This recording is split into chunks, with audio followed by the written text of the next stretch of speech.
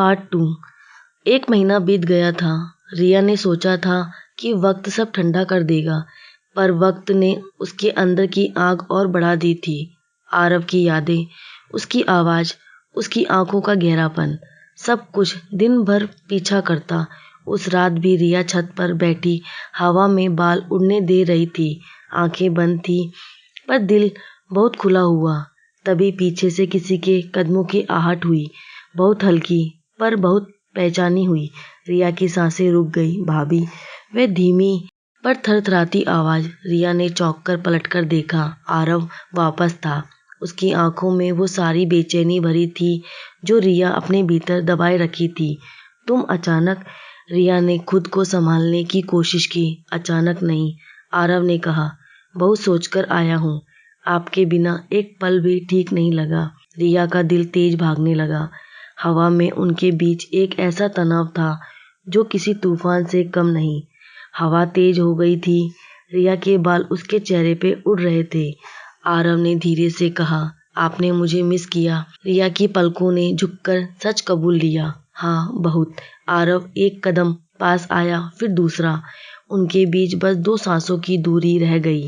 रिया ने धीमी आवाज में कहा, ये ठीक नहीं है। ठीक गलत मैं नहीं जानता, आरव फुसफुसाया। बस इतना जानता हूँ कि मैं आपकी तरफ खिंचता जाता हूँ, हर पल, हर दिन। रिया का दिल पूरी तरह डोल चुका था। रिया ने पहली बार अपने हाथ बढ़ाकर आरव की कलाई पकड़ी, बहुत हल्के से, जैसे वो खुद भी अपने स्पर्श से डरती हो। लेकिन उस स्पर्श ने आरव के भीतर आग लगा दी। हल्की हवा में रिया की उंगलियां कांपती थी और आरव की सांसें भारी होने लगी थी। इससे दिल और उलझेगा, रिया ने फुसफुसाकर कहा। दिल तो आपसे पहले ही हार चुका हूँ, आरव ने जवाब दिया। रिया ने हिम्मत करके कहा, मुझे डर लगता है। आरव ने उसकी उंगलियों को पकड़ा और पास खींच लिया। मैं हूं ना, कभी छोड़ूंगा नहीं। रिया की आंखें भीग गई, पर पीछे हटने की हिम्मत नहीं हुई। हवा तेज, रात शांत, पर उनके दिलों में तूफान। रिया ने जैसे ही सिर झुकाया, आरव ने उसका चेहरा बहुत धीरे से छुआ, इतना सुकून से जैसे कोई टूटी चीज को संभाल रहा हो। रिया पिघलकर उसके सीने से लग गई, पहली बार ईमानदारी से, पूरी चाहत के साथ। आरव ने उसे अपनी बाहों में भर लिया, कसकर नहीं, बस इतना कि रिया खुद को सुरक्षित महसूस करे। उस क्षण दोनों ने महसूस किया, ये पल रुक सकता है तो जीवन कितना खूबसूरत हो सकता है। रिया उसके सीने पर सिर रखे थी, उसकी पलकों पर आंसू थे और होठों पर हल्की मुस्कान। किसी ने इतने सुकून से कभी छुआ नहीं मुझे, रिया ने टूटते स्वर में कहा। आरव ने उसकी पीठ सहलाई। आपको जितना सुकून चाहिए मैं दे सकता हूँ। रिया ने उसके शर्ट को हल्के से पकड़ा, जैसे वो छोड़ना ही नहीं चाहती थी। हवा धीमी हो गई, दोनों की धड़कनें एक रिदम में धड़कने लगी। रिया ने खुद को थोड़ा अलग किया। आरव, ये रास्ता आसान नहीं, आपके साथ तो हर रास्ता आसान है, आरव ने कहा। रिया ने आंखें बंद की। मैं शादीशुदा हूँ और तुम? मैं बस तुम्हारा हूँ, आरव ने तुरंत कहा। रिया की सांस अटक गई। ये शब्द उसने अपनी शादी में भी नहीं सुने थे। उसने धीरे से आरव का चेहरा दोनों हाथों से पकड़ा। तुम समझ नहीं रहे, मैं कहीं गलती न कर बैठूं।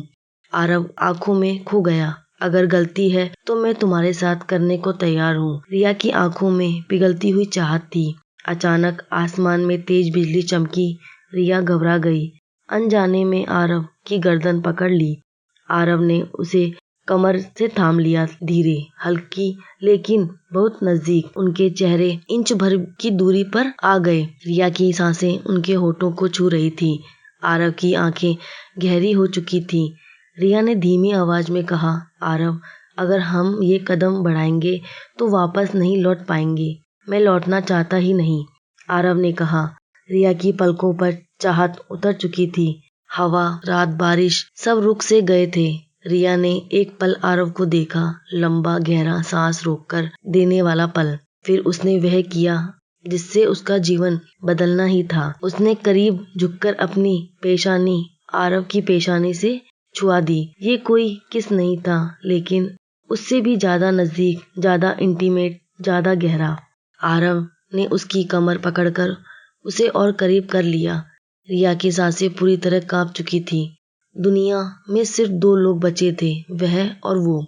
रिया पीछे हट गई, लेकिन उसकी आंखें सब कह चुकी थीं। मैं डरती हूँ, उसने कहा। मत डरिए आरव, मैं बहुत नरमी से कहा। ये रिश्ता हम दोनों मिलकर निभाएंगे। रिया की आंखों से आंसू बह निकले। वो आरव के सीने में छिप गई, पूरी तरह सरेंडर करते हुए। सुबह जब रोशनी आई, रिया बालकनी में खड़ी थी और आरव उसके पीछे उसके कंधों पर हाथ रखे था। रिया ने मुस्कुराकर पूछा, अब आगे क्या?